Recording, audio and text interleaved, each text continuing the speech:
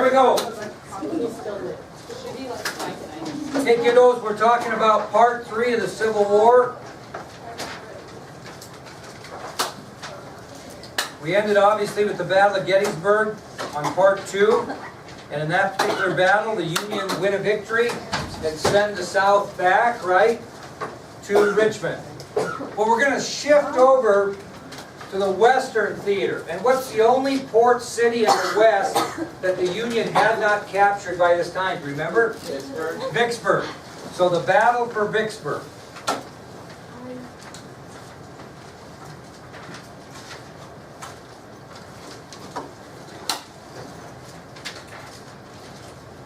I read the Union wins. Oh, wow. And a girl. Ironically, on the same day that General Lee and the Confederates are retreating from Gettysburg, on that very same day, the Union wins an important victory at Vicksburg. So the fighting isn't just going on in the Eastern Theater, they're fighting in both theaters. We just kind of concentrate on the Eastern Theater. But on the very same day, July 3rd, 1863, the same day that the Confederates are retreating from Gettysburg, the Union wins a very important victory at Vicksburg. And who's leading Union forces in the Western Theater that gets this victory at Vicksburg? Come on. General Ulysses S. Grant is the one leading Union forces in the Western Theater. Now, this victory is very sweet for Grant because these people of Vicksburg, and you'll see it in the movie I show you later, were absolutely relentless. He tried 5 times to capture the city of Vicksburg to no avail, and on his 6th attempt, he finally captures. That gives you an idea of the perseverance of the people of Vicksburg. And they bombed them continually, 24-hour bombing, 24-hour artillery, and shooting every possible animal to keep them from having any food. These people in Vicksburg are actually eating horse meat because they're so starved, and there isn't hardly any horses left in Vicksburg. If you were a horse in Vicksburg, it was a bad thing because you weren't going to be around long. That's how much these people were starving. So this was a huge victory.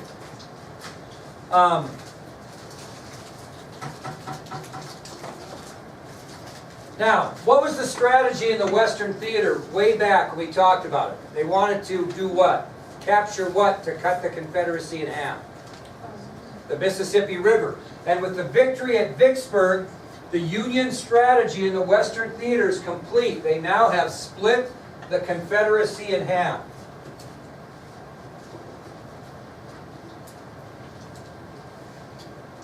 Okay, this is going to take us to the Battle of Chattanooga. Battle of Chattanooga.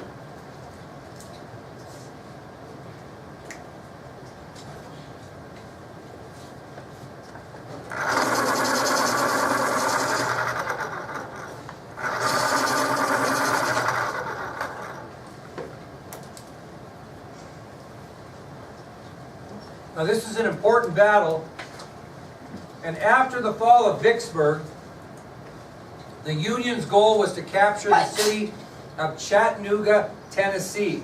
And there's a specific purpose why. So again, after the fall of Vicksburg, the Union's goal was to capture the city of Chattanooga, Tennessee. Now Chattanooga was located right on the Tennessee River, right on the Tennessee-Georgia border. So there's Chattanooga right there. And there's a reason why they want to capture this city that's right on the Georgia-Tennessee border, right on the Tennessee River. Now, the idea was they'd gain control of the Mississippi River, they'd cut the Confederacy in half. If they capture Chattanooga, Tennessee, then they are basically going to sweep south through Georgia and make their way up to Richmond. They're just going to make a clean sweep of the South. And I'll talk about that later. That's going to be the famous General Sherman's March to the Sea that we talk about. But in order to sweep the South, the Union has to capture Chattanooga, Tennessee. So in September of 1863,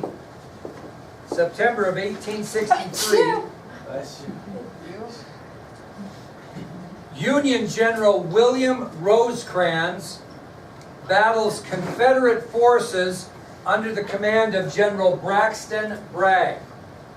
So, in September of 1863, Union General William Rosecrans battles Confederate forces under the command of General Braxton Bragg.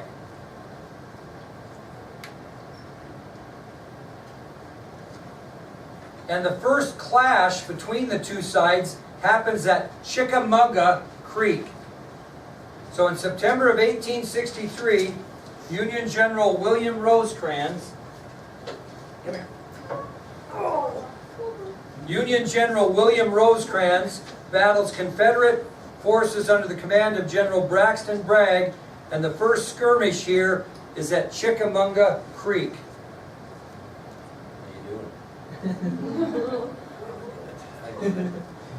Now, the rebels defeat the Union forces at Chickamauga Creek.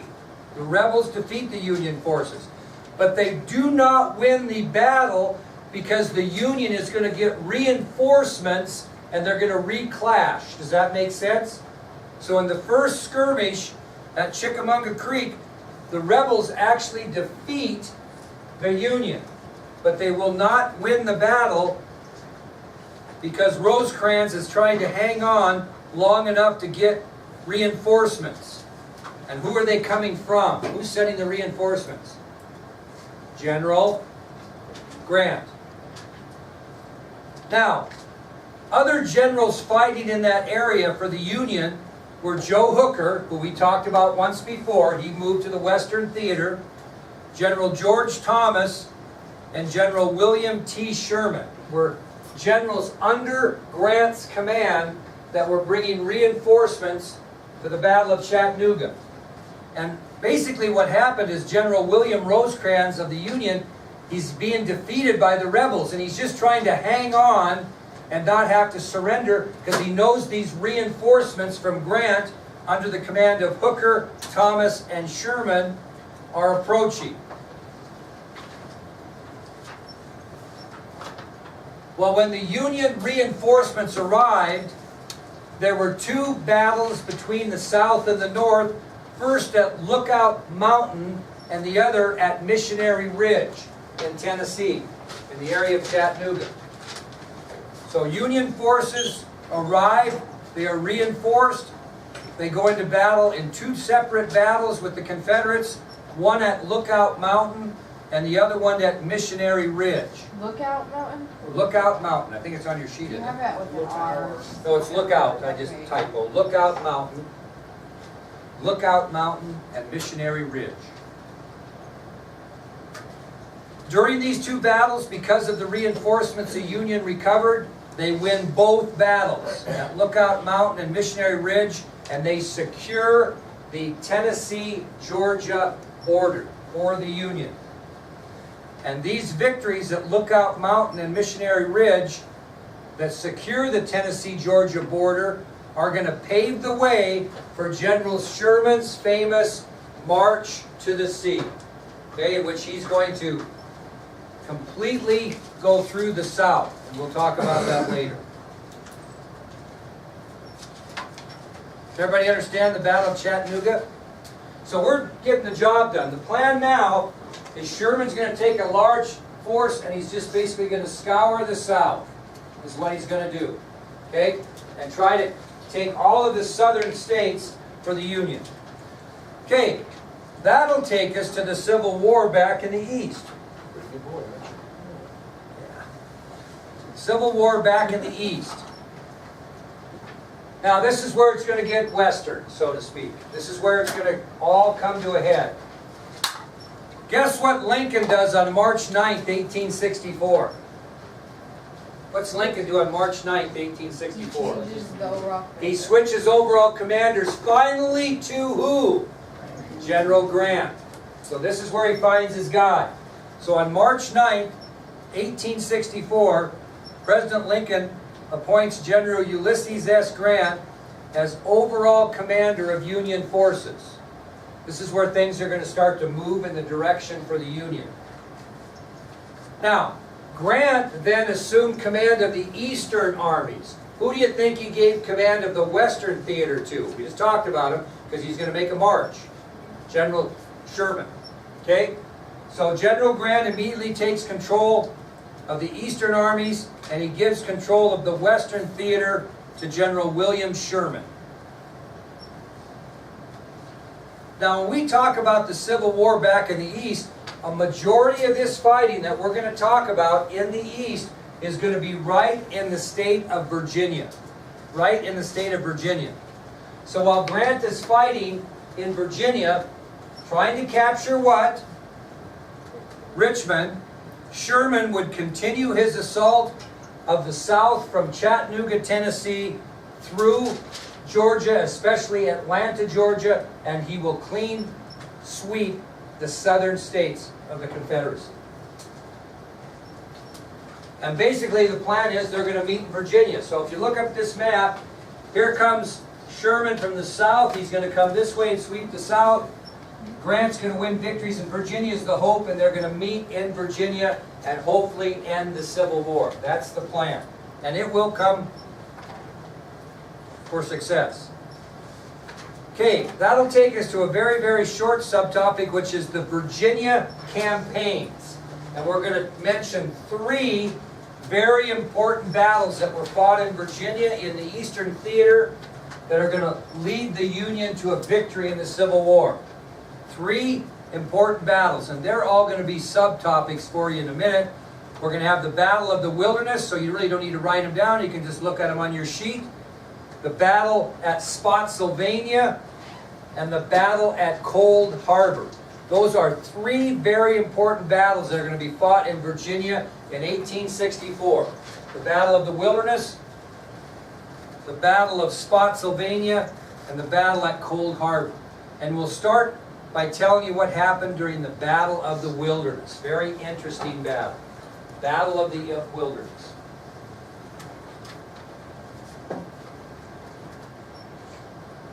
Now you have to picture this in your mind, but when we show you the video that we're talking about, you'll see all this.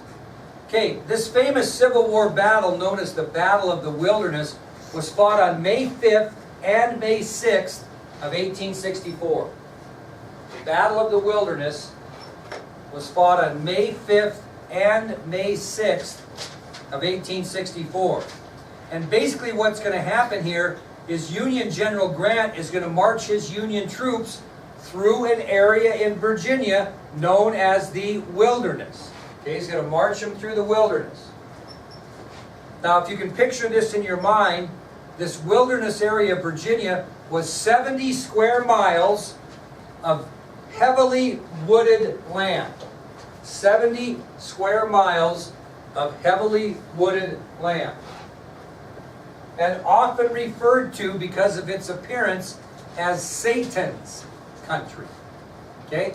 So, if you go up to the Boulder Park area where you camp and such, you'll see trees that have all been thinned out, right? Because they want some scenery. These trees were not thinned out. Trees right next to each other. I mean, very thick wooded area known as Satan's country. Now, the plan was, if you can picture this in your mind, is there's an open field here. And Lee and his men are on the outskirts of this open field. And here's this wilderness. And the plan is Union General Grant is going to march his troops through the wilderness, get into this clearing, and then engage Lee in the battle, which would not have been called the Wilderness if it didn't, with what I'm going to tell you, didn't occur. Because it was supposed to be fought in this open land. So General Grant and General Lee were going to collide in a clearing on the other side of this forest land. Well, Lee only had half as many men as Grant. So what do you think he thought he should do that would give him a better chance to win? Fight in the wilderness. Because his men were much more used to that type of terrain. And to hide the fact you only had half as many men, Lee decides not to wait for Grant in this open area, and he attacks Grant's men in the wilderness. Thus the name. So General Lee makes the decision to attack the Union troops directly in the wilderness to hide the fact that he only has half as many men as Grant does. Does that make sense? Is that something you might consider? I think you would. And again, I want to emphasize, if General Lee does not make this decision, this battle more than likely is not called the Battle of the Wilderness, correct? Okay. Well, this battle in the wilderness lasts, as I mentioned, for 2 full days. And it was considered by historians as the most savage fighting in the entire Civil War. Okay? So this Battle of the Wilderness lasts 2 full days and was considered the most savage fighting of the entire Civil War.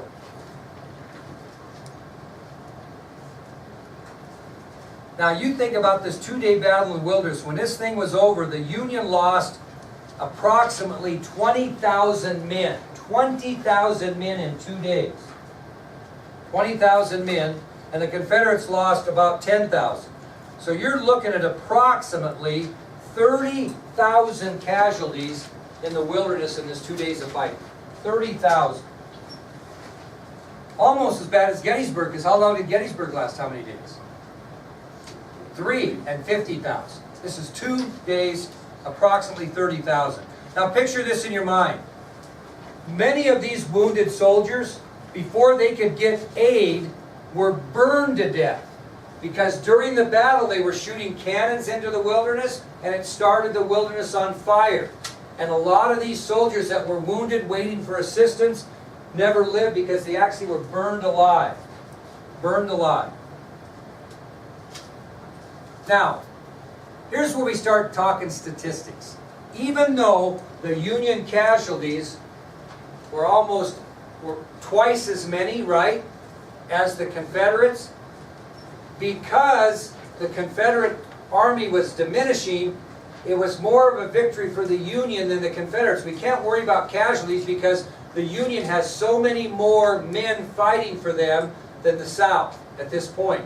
So any casualties that the South takes are crucial to the Union victory because basically supply and demand. The Union has a lot of soldiers to, quote, sacrifice.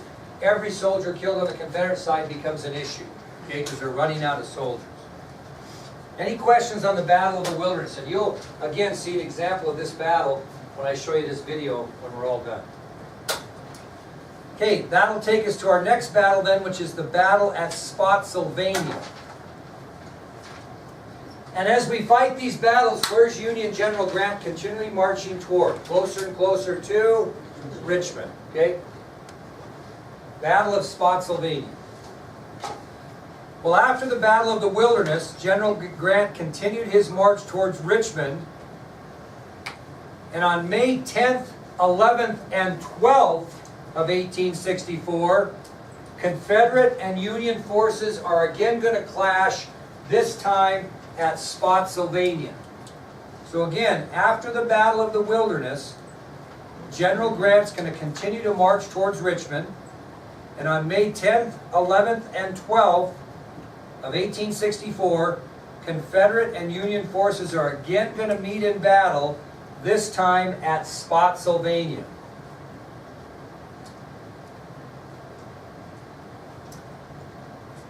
Again, General Lee and the Confederates failed to halt Grant's advance towards Richmond. They do not hold him off.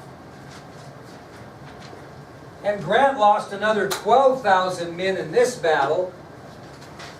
And like I mentioned, at this point in the Civil War, any casualties by the Confederates are going to be devastating because they are running out of soldiers.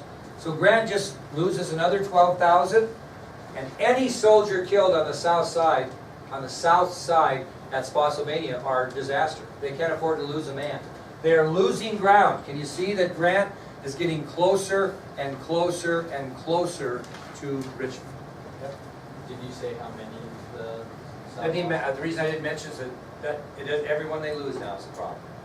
everyone. They don't lose as many, but even though everyone they lose is an issue.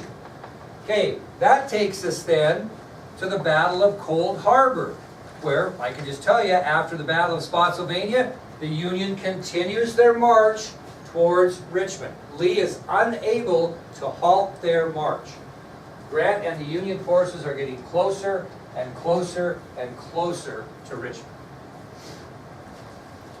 And as the Union marches towards Richmond, they again encounter Confederate forces and have a battle, this time at Cold Harbor. So they fought at the Battle of the Wilderness and lost. Grant continues to march. He marches to Spotsylvania. They still cannot halt his assault of Richmond, and now we're going to be fighting at Cold Harbor. Now, the rebels, knowing they couldn't lose men, actually dug 6 miles of trench line. And if you know anything about trench line, basically what that is they need to provide themselves some cover and maybe a little bit of an element of surprise. So they've dug trenches that they can get inside and have some protection. Okay, so these guys are all dug in, hunkered down in these 6 miles of trench line, waiting for the Union to come.